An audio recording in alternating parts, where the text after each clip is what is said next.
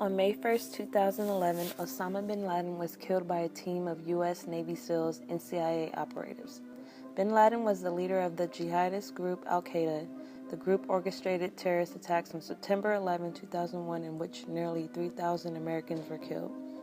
After these attacks, it was a priority for the United States government to capture or kill bin Laden. After years of searching and a helpful tip from a Pakistani detainee, the United States learned of bin Laden's location. He had been living on a compound in Abbottabad, Pakistan. A group of highly trained U.S. Navy SEALs invaded the compound. After making their way through the house and encountering a number of bin Laden's family members, the SEALs reached bin Laden and shot him in the head. After many years of searching for bin Laden, it was still a surprise when President Obama announced his death. Tonight, I can report to the American people and to the world that the United States has conducted an operation that killed Osama bin Laden, the leader of Al-Qaeda. This announcement occurred on May 1, 2011, almost 10 years after the terrorist attacks on September 11, 2001. Media coverage of this event was constant and abundant. This video reflects the findings of a content analysis of 10 randomly selected articles from two major United States newspapers, the New York Times and USA Today. All articles analyzed were published from May 2nd to May 3rd, immediately after the event took place. This report identifies the most prominent framing technique, the ways in which it was utilized, and implications framing has for readers. In the New York Times, the human interest frame appeared in 90% of the articles analyzed. 31% of all incidents of framing in these articles utilized human interest framing. This frame was used in two primary ways: by presenting the many different people who were affected by the news, and also by providing a number of personal stories.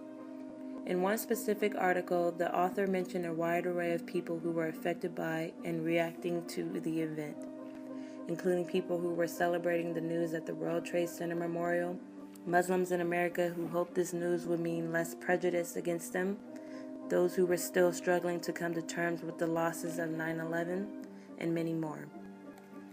Personal vignettes and stories were included in 80% of the articles. Two personal stories were particularly moving. One was about a man who was suffering from health complications which were a result of his exposure to the rubble of the World Trade Center. Another was a story about a family who lived in the small town where bin Laden had been hiding and were subject to the conflict and violence of the events so close to their own home. In USA Today, 100% of the articles analyzed contained human interest framing. 29% of all frames in the USA Today articles utilized human interest framing.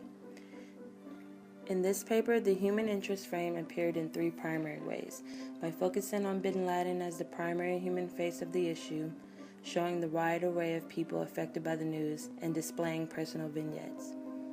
Each story provided Osama bin Laden as the human face on the issue, and did so in a way as if to generate emotional responses from the readers. The news affected a wide array of people, and the news reflected that. A story described the effect bin Laden's death had on his followers and non-supporters in Afghanistan. While some applauded the news and saw this as hope to put an end to violence, Al-Qaeda supporters and followers, however, expressed shock and dismay and vowed revenge. The stories also emphasized how bin Laden's death affected many Americans, specifically the families of the 9/11 victims. While many Americans were overjoyed and proud of the news, some family members of the 9/11 victims, however, felt differently. Carrie Lamack, whose mother was killed in the attack, stated, "We spend our time focusing on her and how she lived her life, not on the man who so cruelly took it from her." Therefore, for some people, especially the ones who lost their loved ones in the attack, bin Laden's death did not simply give them closure. It was not enough to bring their lost ones back from the dead.